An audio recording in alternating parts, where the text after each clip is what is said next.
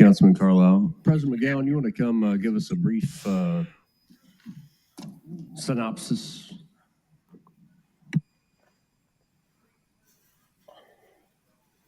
Good evening, everybody. Doug Mcgowen, Memphis Light Gas and Water, 220 South Main. Thanks for allowing me to be here, Mr. Chair. So I certainly appreciate the passion that people have for supporting the work that we do and holding us accountable, including this body, and the work that you all have done to meet with me individually and ask questions, hard questions about the budget. At the end of the day, this budget in 2026 is smaller than the budget that we had in 2025. It allows us to continue all the good work we've done to improve the reliability of all of our customers, and it doesn't include any new rate increases for water or gas. It does have that third increment of the electric rate increase that was approved a few years ago. But the one thing that it certainly does not do is continue business as usual. Business as usual for decades was to underfund the organization, to not do preventative maintenance that was necessary, to put into place new controls that said we can wait to replace infrastructure until it fails, and to delay modernizing our system. Well, that bill has come due, as we've talked about, some number of years ago when we put these rate increases in place, and we are paying that penalty today for lack of reliability, and something we have got to get over. So we had a modest increase that we requested in order to improve that reliability. So this continues that very same plan. We are staying the course, the plan that you all reviewed and approved, and continue to fully fund preventative maintenance, to renew and replace infrastructure, and to modernize our infrastructure. And so what have we wrought from that? From that investment in the last 2 years, we have reduced customer outage minutes by more than 50% in just 2 years. It took us 20 years to get here. In 2 years, we reduced it by 50%. And so there is value to our customers, and we fully understand the impact of having to pay a few more dollars per month, whether it's $2 or $5 per month. But in comparison to, as we often hear about, losing that refrigerator full of groceries because your power's out for too long, that is what we have avoided in many cases. A couple of things I want to comment on. First of all, we have the lowest utility rates in the country for a three-sector utility: electric, gas, and water. You heard earlier somebody say that Nashville has lower rates across the board than we do. Well, the recent rate survey that was just conducted in January shows that Memphis, for electric, gas, and water, has $291 average bill.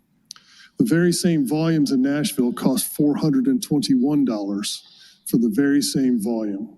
That is open for inspection, and it is open for anyone to request. We have the rate study here. In fact, our peers use our rate study to compare themselves to other utilities across the country. The last comment I'll make is about the tree trimming contract, which has been much talked about. There are three arguments that people are making. Number one, that the cost has ballooned from $100 million to $228 million. Number two, that we pay well more than our peers do. And number three, that there's some kind of financial fraud or misappropriation of funds going on. I'll address number three. First of all, we are independently audited multiple times by independent audit agencies. All of our financials are open to public scrutiny, including every invoice that I receive and pay, and anyone's welcome to view them if they should. We have sent those to multiple parties who have inquired and asked through a Public Records Act for an accountability, and we have that, chapter and verse. Second, we do not pay any invoice until such time we're satisfied the work is done. So that's the final point. The first point, that the costs exploded from $100 million to $228 million. In 2018, when we bid a 5-year tree trimming contract, the lowest bidder came back at $100 million. Other bidders started, the next lowest bid was $140 million in 2018. This is prior to COVID. I want to say that the successful bidder that bid $100 million for 5 years came to us 2 years later and said, "We cannot do the work for the price we quoted you. We need more money." That was about the time I arrived at MLGW, and we said, "You quoted us the price. You have underperformed. We were supposed to do 1,400 miles a year. You did 600 miles one year, 500 the next, and now you've only done 90. We had to find a new vendor, and I'm not going to pay you more money for underperformance." So we went through an open bidding contract in 2023 so that we could get a new vendor. The bidder that bid $100 million in 2018 submitted a bid for $420 million in 2023. They understand what it took to get the work done, and their bid was 4 times larger than it was in 2018.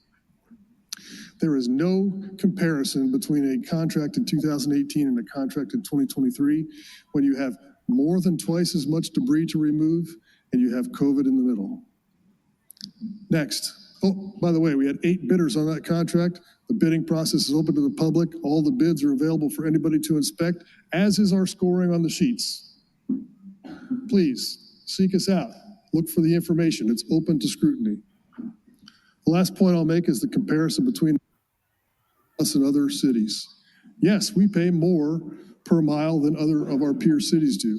It's not because of the terrain. Certainly we have a lot of trees, as do other service territories. But what we have in Memphis, Tennessee is 37% of our overhead distribution lines are on rear property lines of people's houses. In Nashville, it's less than 20%, and in Knoxville, it's less than 5%. When a tree trimming contractor performs tree trimming in the rear lot line, they cannot use a bucket truck to cut those trees, and they cannot use heavy equipment to remove the debris. It's all done manually. And tree trimming contractors charge 5 times more for that kind of work than they do for trees trimming with a bucket truck. So yes, 37% of our system's rear lot line, the next closest is 20%. It's not even close in the comparison.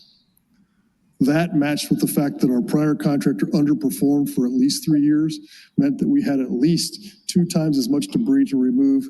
That is why the cost is inflated from the original bid, which was not realistic in the first place. Again, I will come back to results. What are we getting for it? About a 50% reduction in outage minutes for our customers when combined with infrastructure improvements. So, quite frankly, it's defamatory for people to continue to assert that there's some kind of financial malfeasance down here when absolutely nothing is further from the truth. With that, Mr. Chair, I will conclude my comments. I would ask for your approval of the 2026 MLGW budget. Thank you, President McGowan. Very well said. Kelly, seeing no other members in the queue, Madam Comptroller, please take us to the voting screen. Members, cast your votes.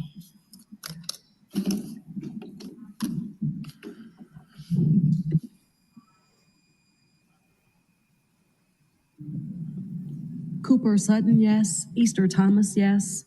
Green, yes. Smiley, yes. Spinoza, yes. Swearingen Washington, yes. Walker, yes. Warren, yes. White, yes. Chairman Canali, yes. That item passes. Madam Comptroller, please call item 42.